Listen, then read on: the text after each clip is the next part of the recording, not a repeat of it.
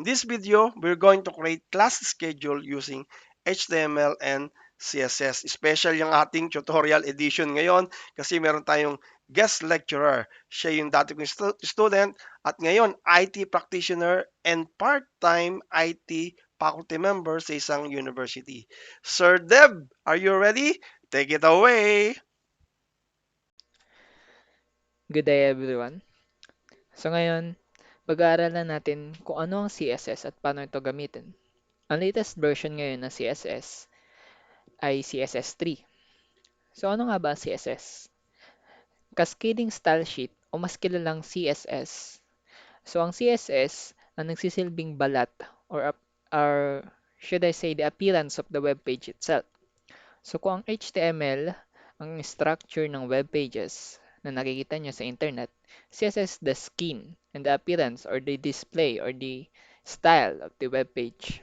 So CSS can be saved within the HTML document or externally stored at CSS files. So meron tayong iba't ibang paraan para magamit ang CSS to style our web pages. It's either inline or within the style tag elements, or we could we could connect or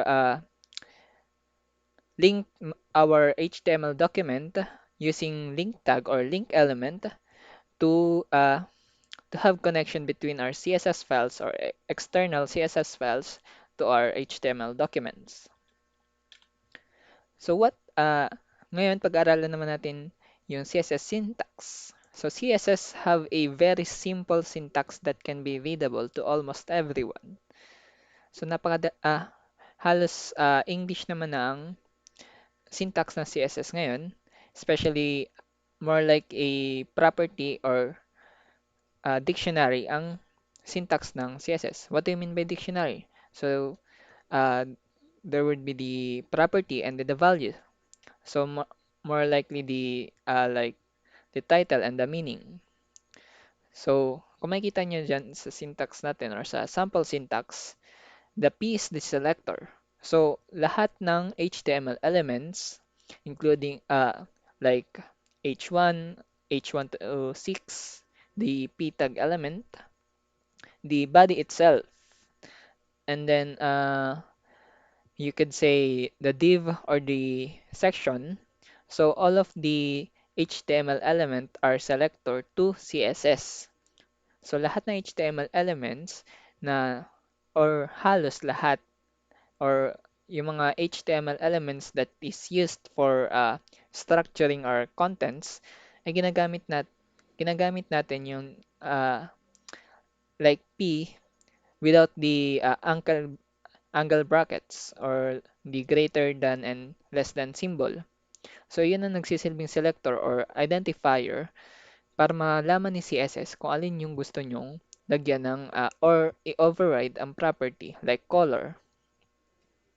Uh, So the color, so there are many properties included in any or in all selectors. So yung iba generally all of the HTML elements supposed to have color property. So yung color is na-apply siya to the font color. So color property ay ginagamit para mabago ang kulay ng font or ng text within your web pages.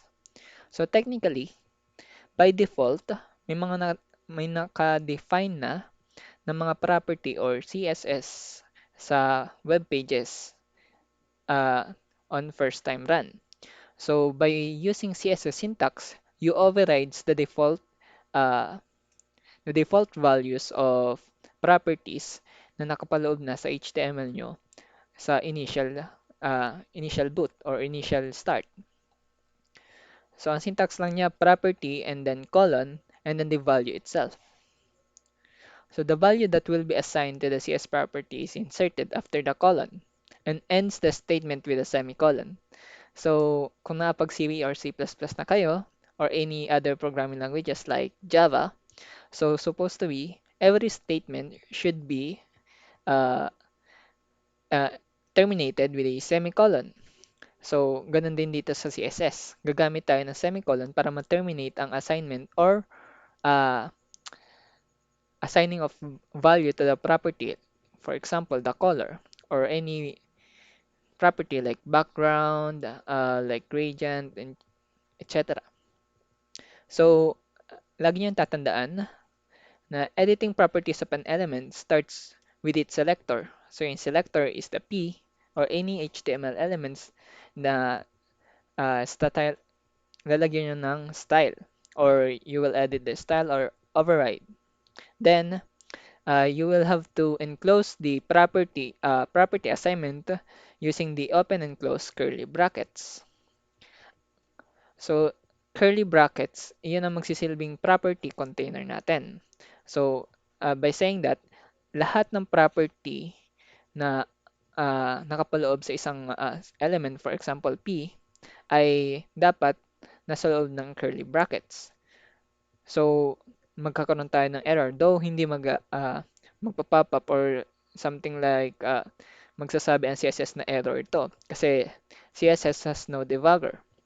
Though, with many extension nowadays, uh, maski CSS malapit na maging mukhang programming languages, and sooner or later, magkakaroon na rin yan ng if-else condition just like any programming languages. Or as far as I know, may mga loop na rin ngayon. Next, CSS application. So, as I said earlier, CSS can be used in various ways. So, it can be used in line. So, in the example below, the P element, which is the content of this is a blue paragraph, though the color is dark. So, style, uh, para magamit ang inline method of applying CSS, you have to use the style property, assign it to the p tag, and then equals, and then se- uh, uh, instead of curly brackets, you will use double quotation marks. So, uh, ang property assignment, imbis na naka-enclose siya or naka-contain within the curly brackets, pag inline way ang gagamitin mo, you have to enclose the property assignment with double quotation marks. So, ganun lang yung paggamit ng inline application of CSS. Next, uh, the other way or the alternative way of using or applying CSS to a element is by applying it or putting the CSS property assignment to the style element within the head. So, hindi mo ang style element ay pwede mo lang magamit sa loob ng head. So, typically or la, initially, laging nakalagay ang style element sa head. So, hindi mo siya magagamit within the body element. Just like in the syntax earlier, uh, unlike sa inline statement or inline assignment, ang gagamitin mo na dito is yung curly brackets as the container for property assignment. Next. So, last but not the least is the separate file or separate CSS file, then import it into your HTML document. So, most of the time, sa mga developers, gamit na gamit ang importing of CSS file to your document rather than putting the CSS or the assignment or CSS property assignment sa loob ng HTML. So, you can do it by using the link element. So, ang link ay ginagamit upang makapag-import or by the word itself, link. So, magkakaroon ng link or connection between different files or with kahit anong ilagay mo na directory from -ref or href, So, kailangan mo lang lagay na what type of relationship between the HTML and the whatever value or uh, file that is included sa href. So, in our case, dahil mag-apply tayo ng CSS or external CSS, we have to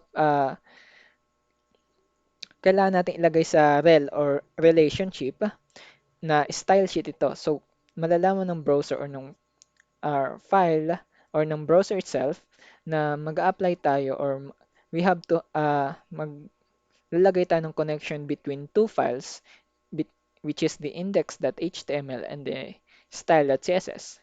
And then, pagdating sa style.css, diretso na tayo sa property assignment which includes the selector and then contain the property assignment using the curly brackets. So, ganun na yung pag-apply nung uh, or pag-connect ng style.css or external.css to your index.html. So that is all for our presentation. Now let's get to the example or some practice exercise. So typically, as usual, madalas sa mga browser na pagka ang unang page or you want the first page to load pagka inopen na sa browser, ang unang laging hahanapin ng browser na file or HTML file is named index. So, index will be the initial file na laging ilo-load una ng browser. Though, pwede ito mabago if they configure like in the server or in the backend part. So today we will use the VS Code as our editor and some of our extension will be live server. So we could also use the prettier code so para mas maging madaling basahin ng mga code natin for formatting. So yung live server gagamitin natin for live editing or para kada save natin ng ating HTML file, hindi na natin kailangan i-reload pa yung browser and the browser itself will reload itself automatically. So, kahit i-install nyo lang yan. So next, we should be able to use or no.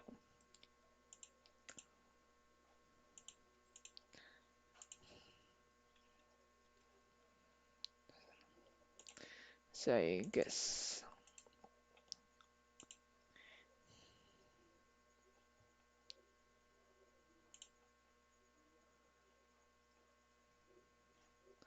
or we could just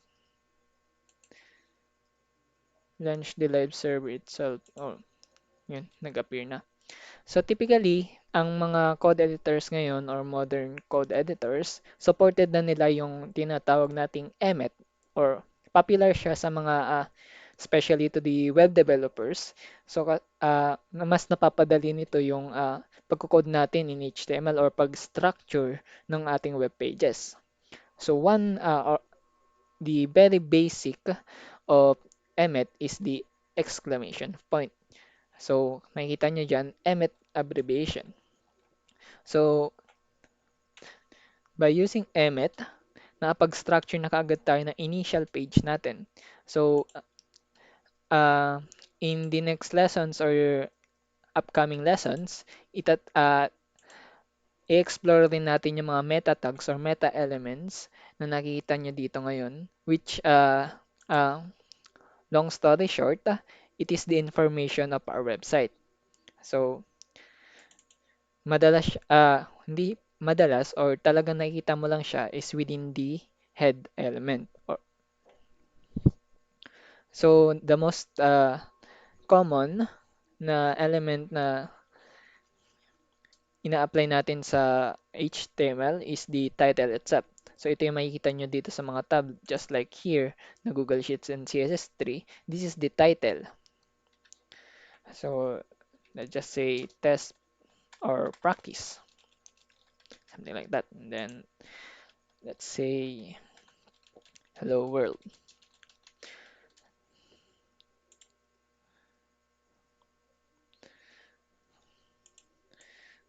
So, nilaunch ko lang yung live server natin. And as you can see, may hello world na tayo dun. So, by using Emmet, kahit gamitin lang natin yung mga keywords ng mga HTML elements or the name of the elements para magawa sila rather than typing the H1 itself tapos starting and ending tag. So we can use Emmet, uh, the Emmet shortcut which is H1 and then enter. So meron na kagad tayong H1 na header. So let's try it. So yun, makikita rin nyo na kada save ko sa index.html ko, nag-auto-reload na siya dito sa browser. So this is because of our live server, so mas mapapadali yung production natin. Next, uh, we should try applying CSS. So just like in our presentation, pag-apply ng CSS ay gamit ng link element. So we could say link CSS or we could type so para ma-practice rin natin or malaman natin yung mga uh, or maging familiar tayo with the HTML element, we could type it just like that. So relationship style sheet and then href will be the directory of the uh, .css file that we are going to use. So in my case, I should say style.css. So typically wala pa ma-apply na CSS kasi hindi pa naman natin nagagawa yung file. So let's gawin na natin. So by using H1, the syntax of CSS is the property, the selector, and then the open and close curly brackets, and then the property assignment. So the property assignment will be, let's change the color of H1 like to blue. So color is the property and the blue is the value. So as you can see, it changed to color blue. So bukod sa color, maraming property ang naka-assign or may default properties na ang H1. Though we can search the internet kasi hindi magkakasya sa isang lesson lang or sa isang video ang lahat ng property ng CSS. So there are so many properties that we can customize sa every element ang na nasa HTML. At the same time, uh, hindi rin ito required na i-memorize. Though, to be familiar the recommended one. Ah, as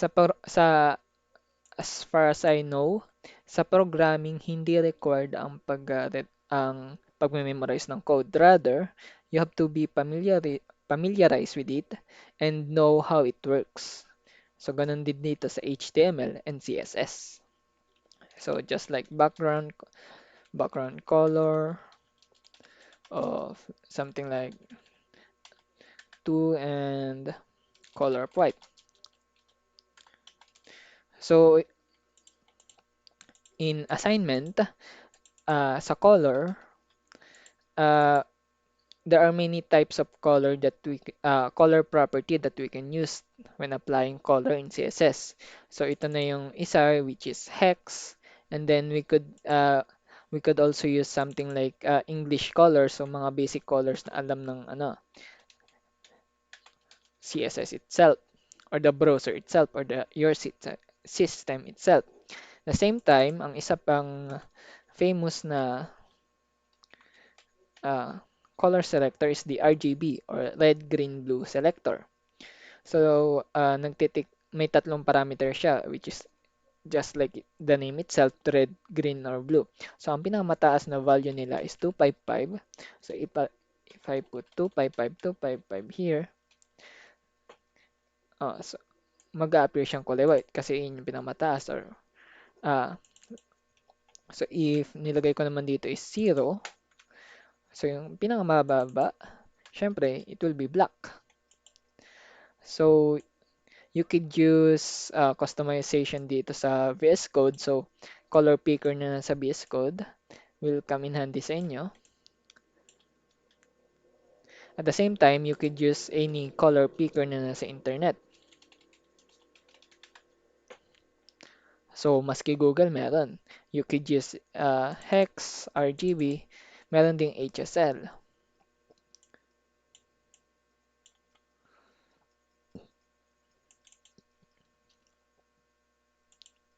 Let's try applying it.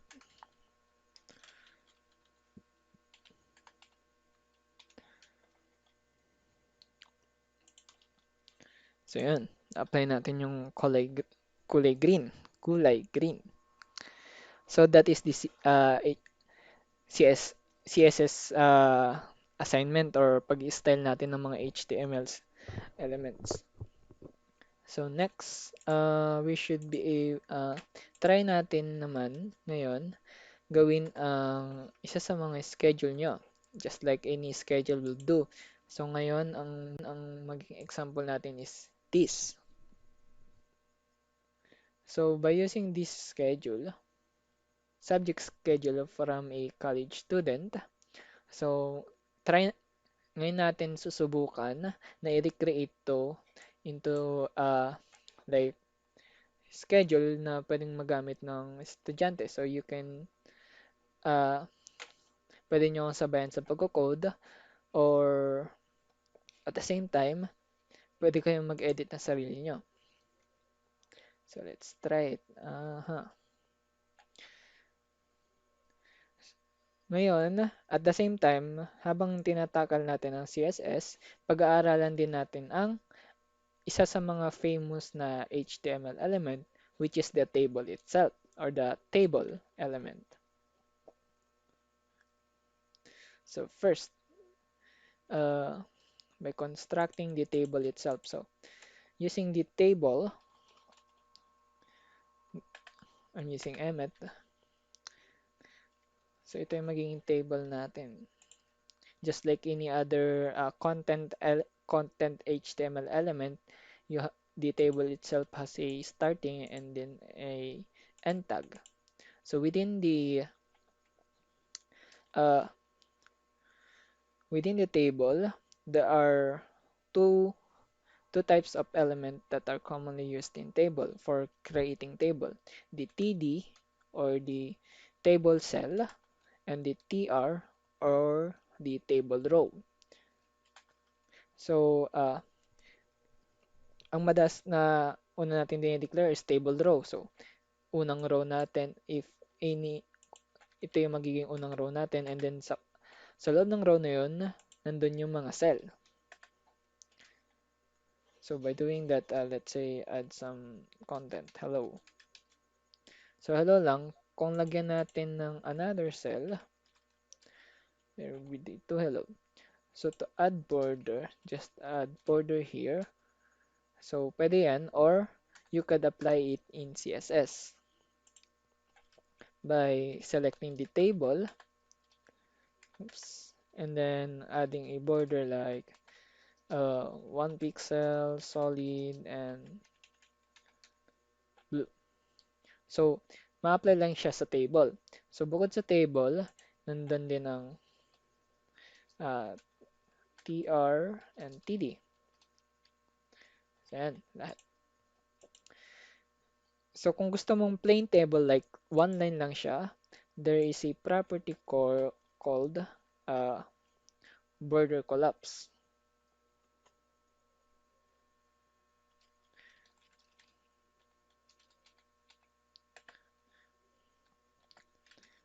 So, by saying that, uh, collapsing the border will join the border itself or lahat ng external borders into one subject code itself. So, let's try it.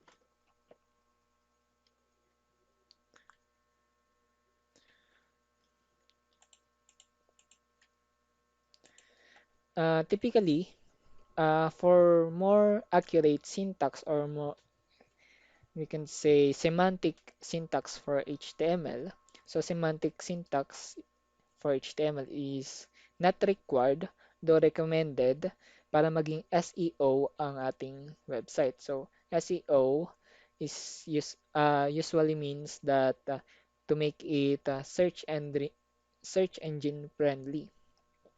So maging like Google, so meron tayong mga web crawlers na tinatawag para mag-analyze ng data within our web pages. So by making our web pages semantic, mas madali sa mga crawlers malaman kung ano or tungkol saan ang mga contents ng web pages natin.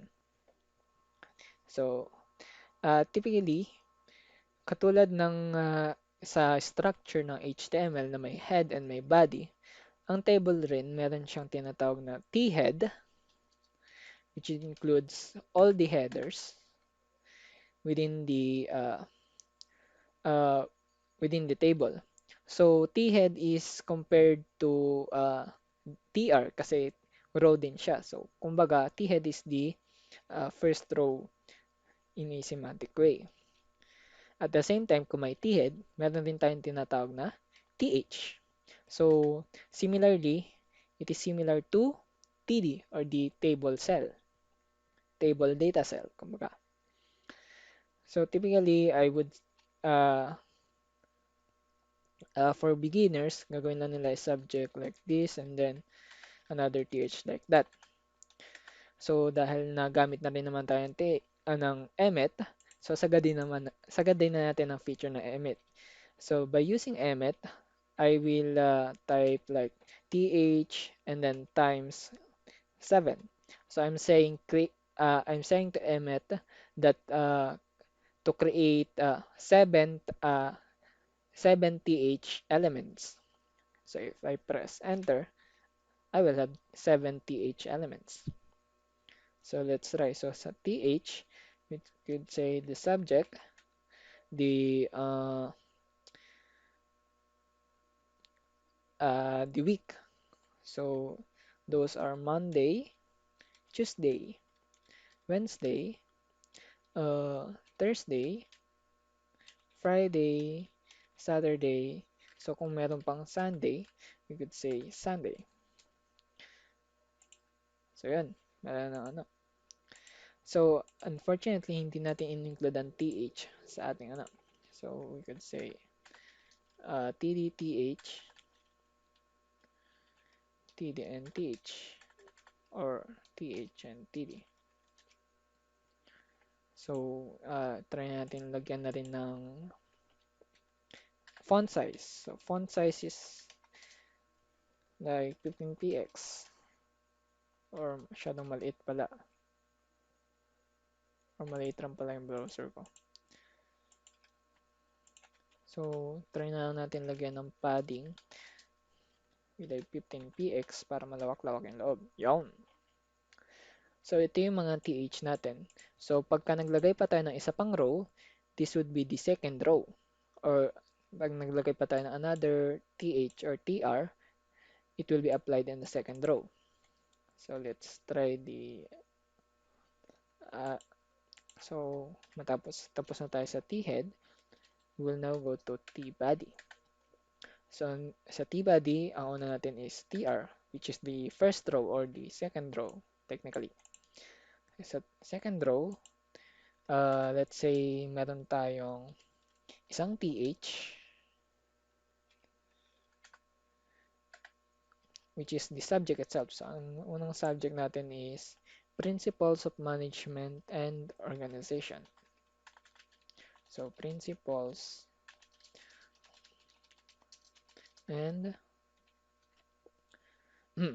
Organization. Let's say create another like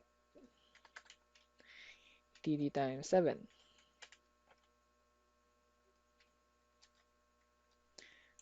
So yun, kung makikita nyo, meron na tayong cell dito for Principles of Management and Organization subject. So, ang kulang na lang is i-assign natin i-assign natin yung oras on a particular day or kung kailan yung schedule na day ng subject na Principles of Management and Organization. So, ang Principles of Management ay tuwing Thursday from 10:30 a.m. to 1:30 p.m. So, let's try to apply it. So, hindi ako ganun. Sa Thursday siya. So, 1, 2, 3, 4. So 10:30 a.m. to 01:30 p.m. So let's check it. So makikita nyo dito, uh, nasa na natin what time siya on Thursday. So let's try to duplicate this para hindi na rin tayo mahirapan. Or let's try another Emmet shortcut. So by using tr and then uh, greater than symbol and then td or th and td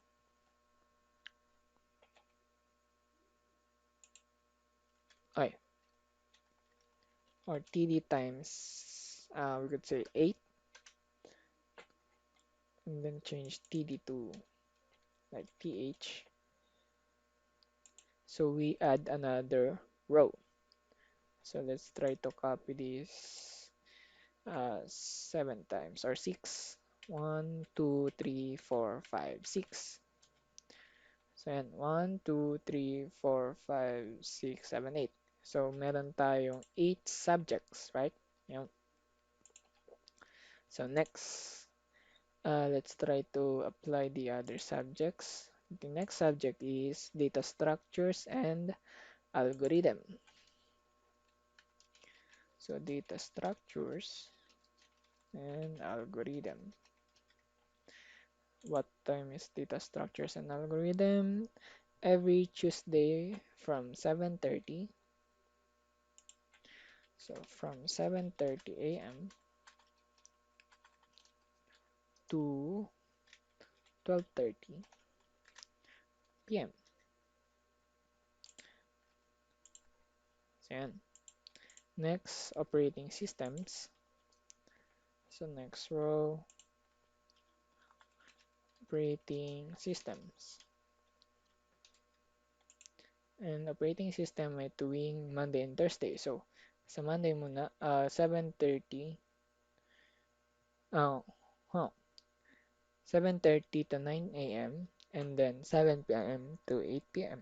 So medyo complicated na schedule yan. So Monday, we could say 7:30 a.m. to 9 a.m. And then let's say let's add a break line here.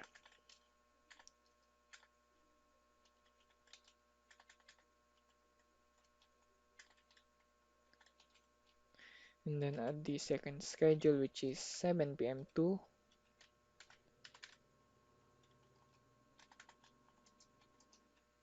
9 p.m.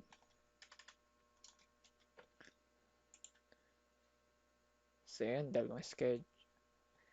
And then at the same time yung Thursday. Thursday is 7:30 a.m. Okay, so same sila. So let's just copy this to Thursday. So yan. Next is data communication and networking. So our next row, data communication and networking. Data communications and networking. So data communication is doing Saturday, I guess. Saturday as Saturday from 7:30 to 12:30 p.m. Saturday, 7:30 a.m. to 12:30 p.m.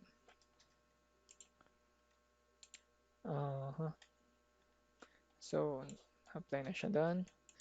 And then, let's try another one. Our next row would be computer programming 3. So computer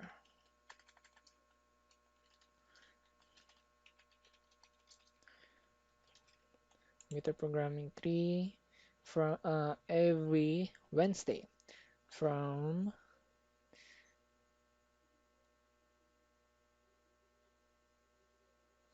okay. So from 7 p.m. to 9 p.m. every Wednesday from 7 p.m. to 9 p.m. So yan, every Wednesday. And then we have project management or project management rather.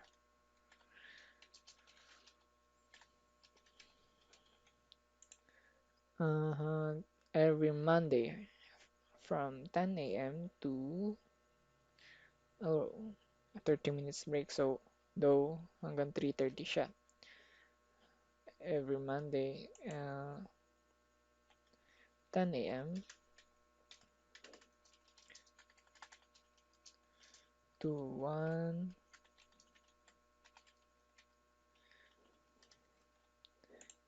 Next, second to the last, integrative programming languages or integrative programming and technologies.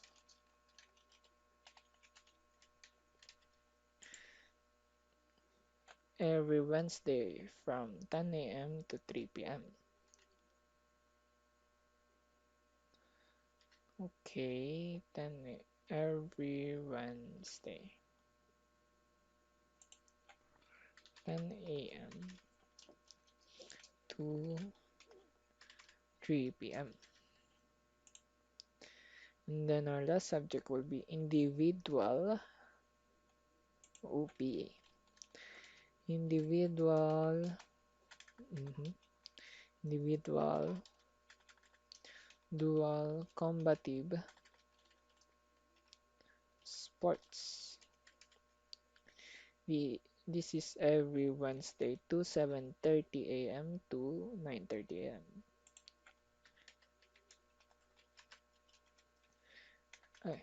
7:30 a.m. to 9:30 a.m. Kumpleto na natin ang ating ah,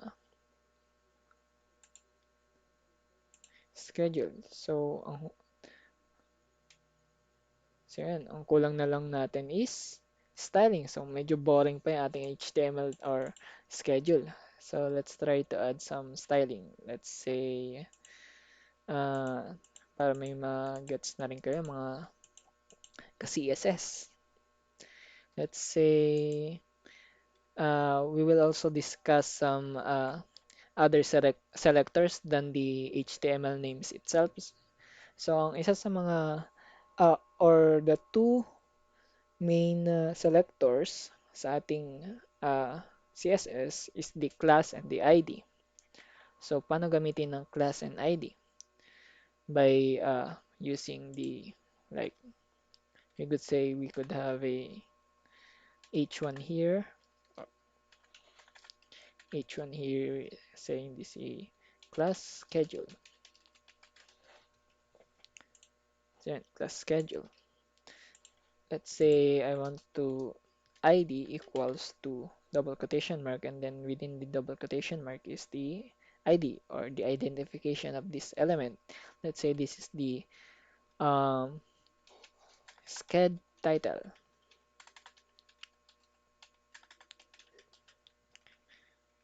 So, paano natin siya masiselect sa CSS?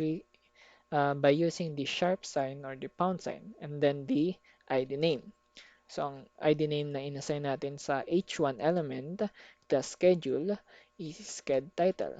Sched title. And then curly brackets, and then the property assignment. We could say the font size will be like 30 pixel or larger. Let's say 60. Yep. And then Another property like font family. So supported niya lahat ng font installed within your system. So I could say Calibre. Yeah. Let's try to add another H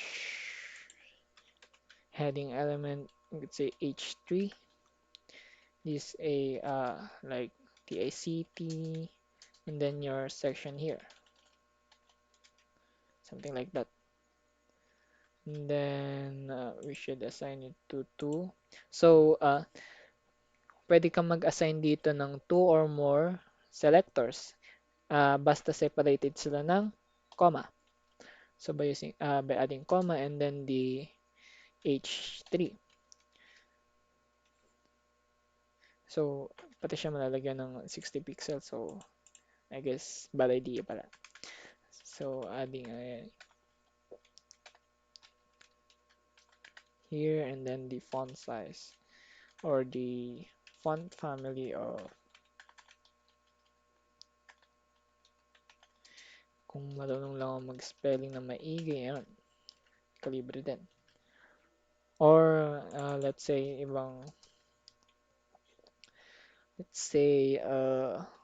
cursive. Yan, pwede na.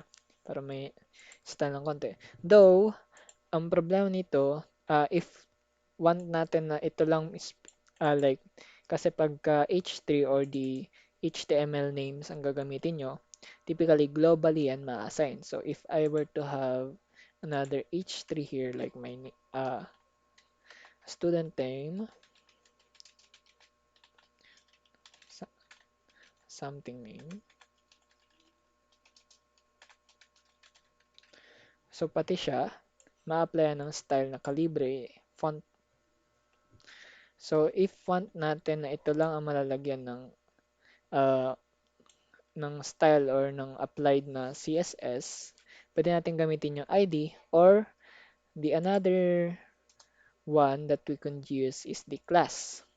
So by assigning class name, we could say this is sec title or secondary title.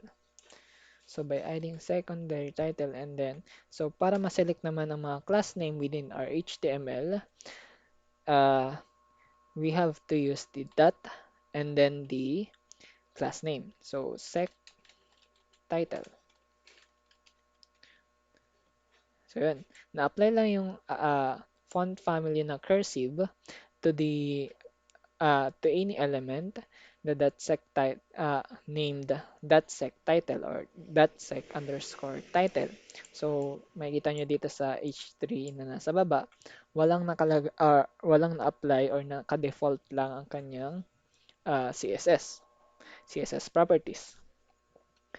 The same time, uh, mad- para sa mga experienced developers, mas madalas na ginagamit ang class names as a selection for adding property or adding styles to the HTML.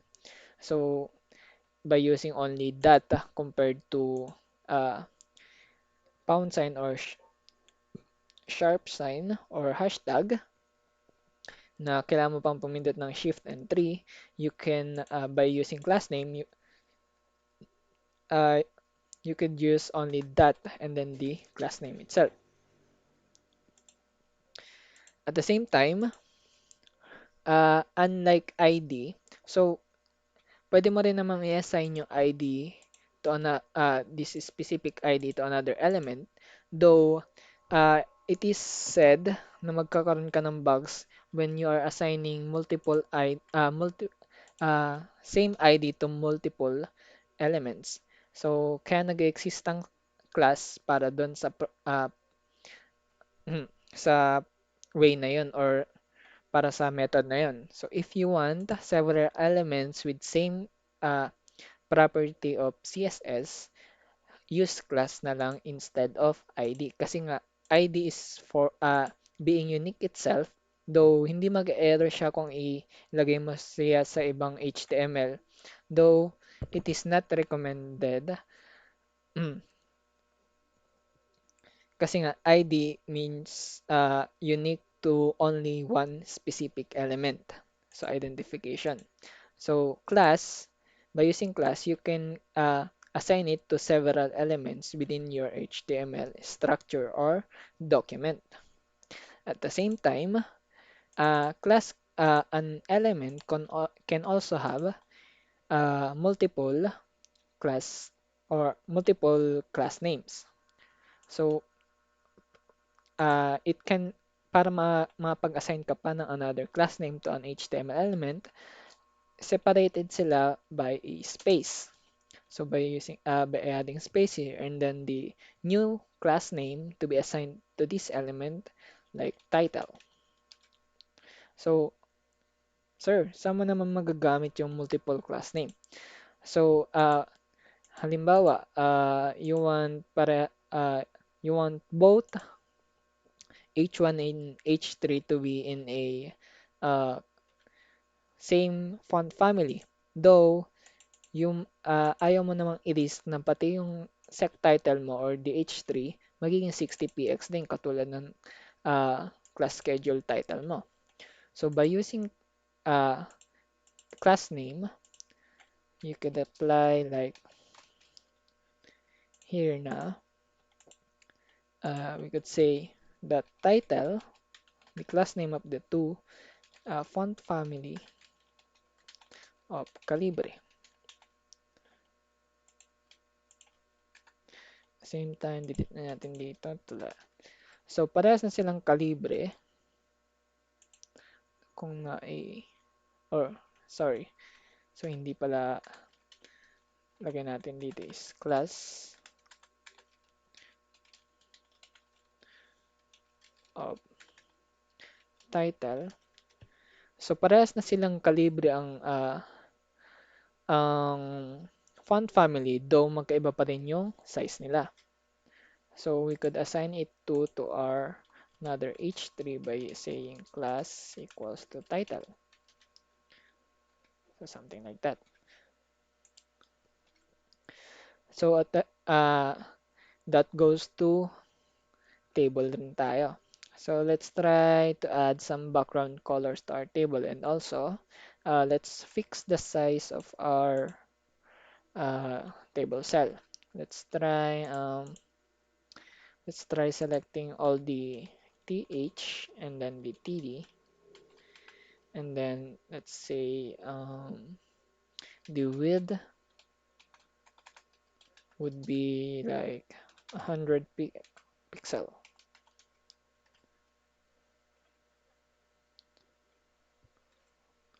So mukhang kulang pa 100 pixel. Let's try 200. Mhm. Or 3, I guess. Para magkasya pati ano. I guess no. So let's try 5. At hindi pa rin siya nagkasya. Huh.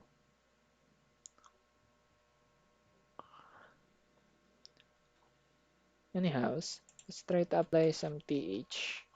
Like the background of something.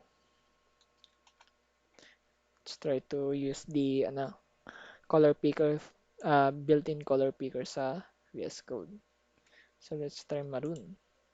Oh, so na-apply siya dito and then let's try to add the or change the color of or the font color like white, I guess. So yun, mas basa siya.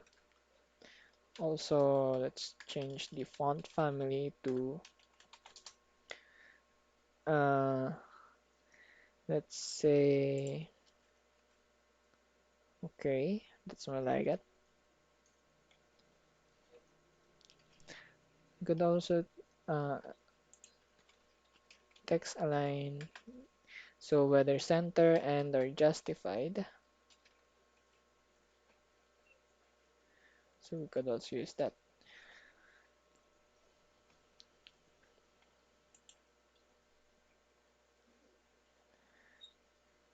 So yun, pwede rin natin i-align yung, or i-select yung body element natin. Kasi yun yung, this is the parent element of this whole child elements we have here. So by selecting body, and then let's say text align to center. So all are aligned to center. Same time, we could delete this. Total, naka-center naman na lahat.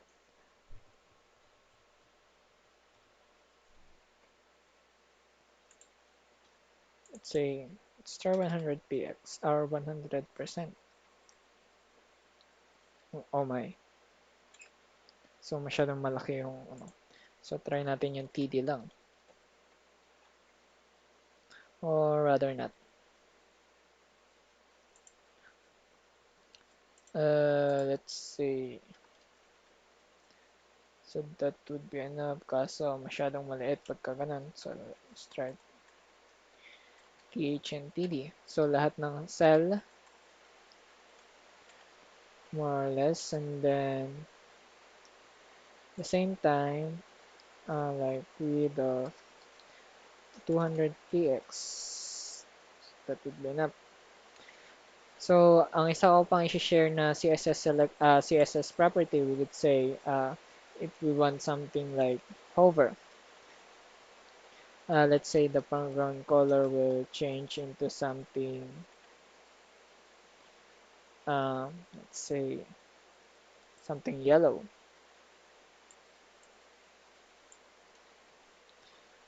So, yan. Every time na mag-hover tayo sa mga cell within the table, or every time na dadaan ng mouse, the background itself will change. So, yan. You can customize it. You can search the internet also for other properties and customization sa HTML structure nyo. So, this will be shared via G Drive. Sasend ko na nun din to. Or you can see it in the description. So, that's it. That's our lesson for today. So, I hope marami kayong natutunan or kahit pa paano may natutunan. So, that is all. And thank you. So we are done. Kung nagustuhan niyo yung ating tutorial video at marami kayong natutunan, baka naman pwedeng makahiling ng isang subscribe para mano-notify kayo sa ating mga susunod pang mga video. Thank you for watching!